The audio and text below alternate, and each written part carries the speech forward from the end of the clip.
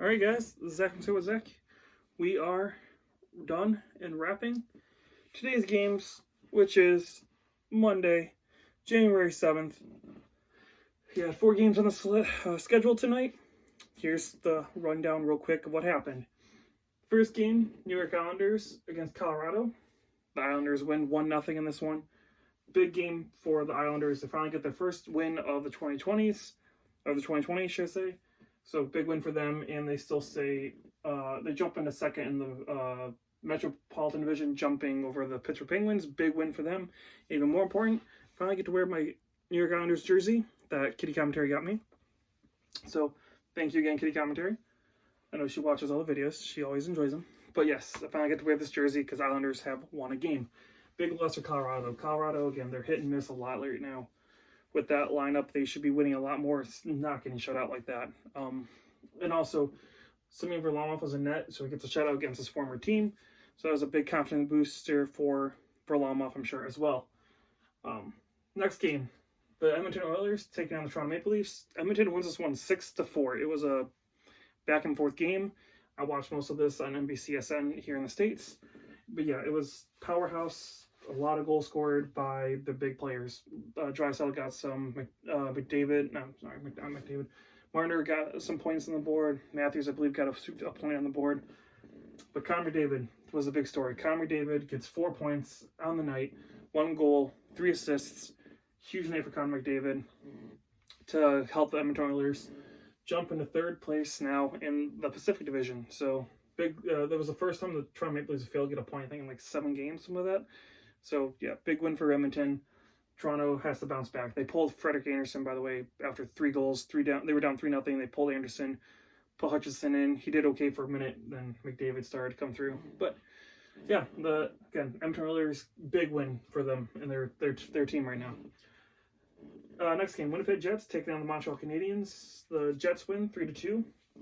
And the Montreal Canadiens are losing. They are starting to drop so far back where they're pretty much looking at not making the playoffs at this point. They have so many injuries. It's just they're not winning. Nothing's meshing right now. They're so far down. I'd say another week like this where they keep losing, they would probably be out of the playoff picture for good for the rest of the season. And Ilya Kovalchuk in his first game as a Montreal Canadian, he does get a point. He gets an assist on the 2nd goal for the Montreal Canadiens. Unfortunately, it was shut down by the Jets, who had a big game and a big bounce back game. They needed that. They were having a rough week or so there, so this is a big win for them to stay relevant in the playoff race. And your last game of the night, make sure I'm out of the way, Columbus taking on the LA Kings. The Columbus Blue Jackets win this one 4-1. Big game. They allowed the first goal, but they settled down. They came back. They got the win. Big win for Columbus. John Tortorella was coaching his 1300th game. So he's 13th all-time NHL record and the 4th most active coach in the league right now. So Tortorella is a big game for him. And the Columbus Blue Jackets are now within 1 point of a playoff spot. 1 point.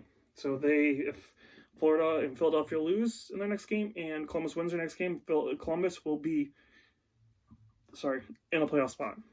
That's how we're looking at right now. It's amazing. Anyone else starting to cheer for Columbus a little bit? I know I'm starting to, and if they can make the playoffs, I owe Drunk Hockey Mom some money because you guys watch our playoff predictions before the season started. She picked them to make the playoffs. I laughed at her. I said I'd give her $10 if they did. I may be owing her $10. We'll find out soon. Anyways, your updated standings after tonight's action. Boston, 59 points, first in the Atlantic. Toronto with 53. Tampa with 52. Florida with 49, and that's the cutoff with the last wild card right now. Buffalo at 45. Montreal at 43. Senators at 37. And Detroit still at 23. Your Metro Division, Capitals are 63. New York Islanders are now in second with 55. Penguins are 55. Carolina with 50. Philadelphia Flyers with 49 points, last of the wild cards. Columbus Blue Jackets, 48. Again, big. The next game is huge, especially if either one of these teams lose. Big game for Columbus the next game. And they're in the California swing, so they'll be playing against Anaheim and San Jose, who San Jose's been doing a little bit better as of late.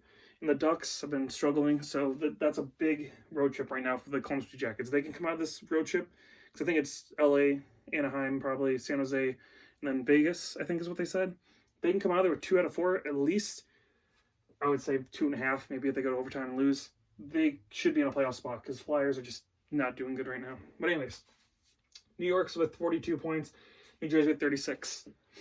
Over in your Western Conference, starting with the Central, St. Louis is at 59 points, Colorado 54, Dallas 52, Winnipeg at 50 points. That's the cutoff for the wild card right now. They are in the last wild card spot as of this recording.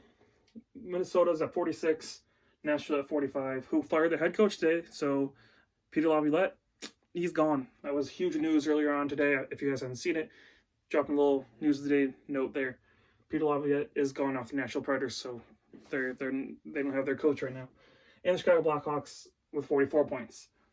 In the Pacific, you got the Golden Knights at 54, Arizona with 52, Edmonton now in third place with 51 points, Vancouver at 50, which is the cutoff for the first wild card spot.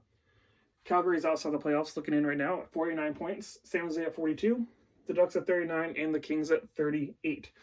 So those are your current standings after tonight's action, which is Sunday, January 7th. And those are your updated scores for tonight's action. If you guys like the video, give us a like and a thumbs up, and let me know, are you cheering for Columbus? I know I am kind of. Can you imagine once they get some of these players back from injury? This team could actually be pretty good. We'll see. Anyways, give us a like and subscribe if you like the video. This is Zach from Say What Zach, and I will talk to you guys again soon.